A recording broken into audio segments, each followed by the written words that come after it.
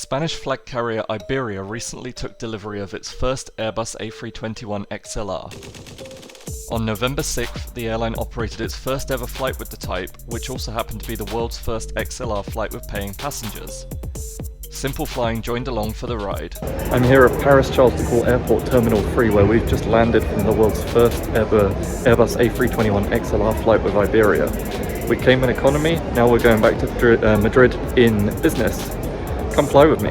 The first passenger XLR flight was a short there and back rotation between Madrid Barajas Airport in Spain and Paris Charles de Gaulle Airport in France. The reason for the relatively short flights was so the airline could address any operational problems that might pop up with less stress than diving straight into a long-haul flight.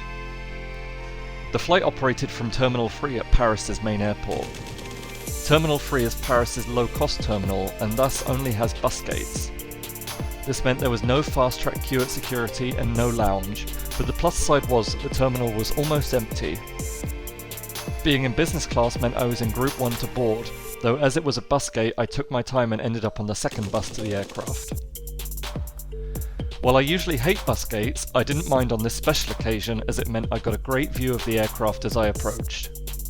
Interestingly, passengers were being told to board via the front steps for rows 1 to 14, and 15 plus should board via the rear steps. The seat plan of the XLR has a weird quirk where the last business row is row 7 and the first economy row is row 21, meaning all 160 odd economy passengers boarded via the rear. My first impressions of the business class were, wow, this is nice. While our flight time was just around 90 minutes, I would be happy sitting here on a long-haul overnight flight.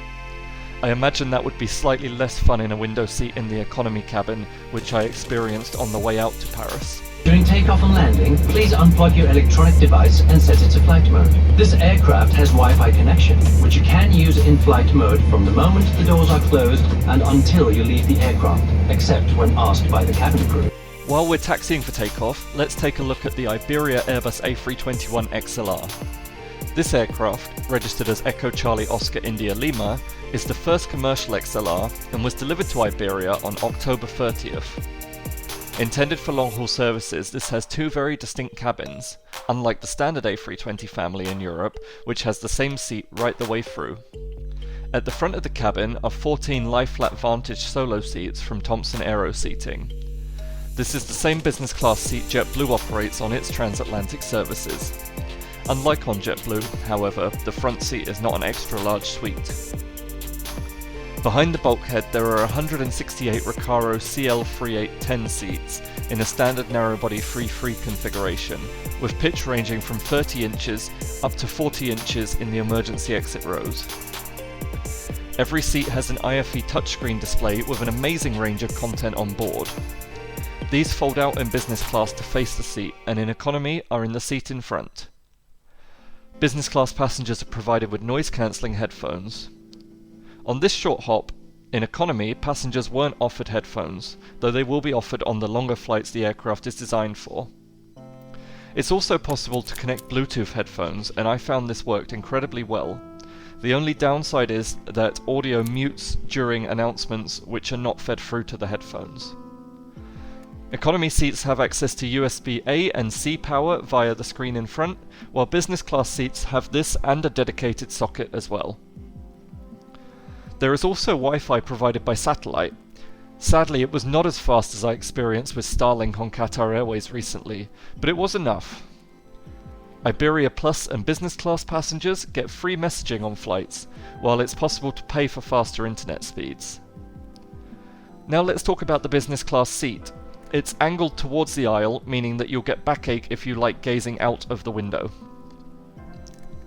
There are 4 preset seating positions: taxi takeoff and landing, lie flat, and 2 intermediate positions.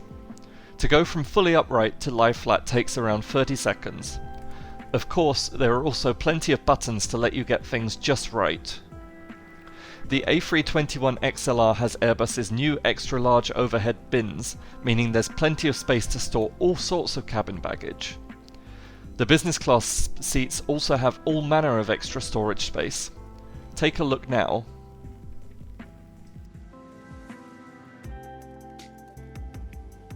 There's also a large tray table that folds out for work or to enjoy food at 36,000 feet. On the menu today were a starter of roast beef in a pepper and lemon sauce, a choice of main between sautéed cuttlefish, prawns and zucchini, or mushroom lasagna with bechamel. This was followed by a coconut flan for dessert. I opted for the cuttlefish seafood rice and it was great. I accompanied it with an orange juice and a coffee with milk. My only criticism here is that the table seemed quite jumpy when cutting into things with the provided knife. After the meal, the crew began to prepare the cabin for landing, and before long we were on approach to Madrid Barajas. We took off at 12:03 and landed at 13:35, some 20 minutes ahead of our scheduled arrival time. Unfortunately, a lengthy 15-minute taxi meant we arrived at the gate pretty much exactly on time.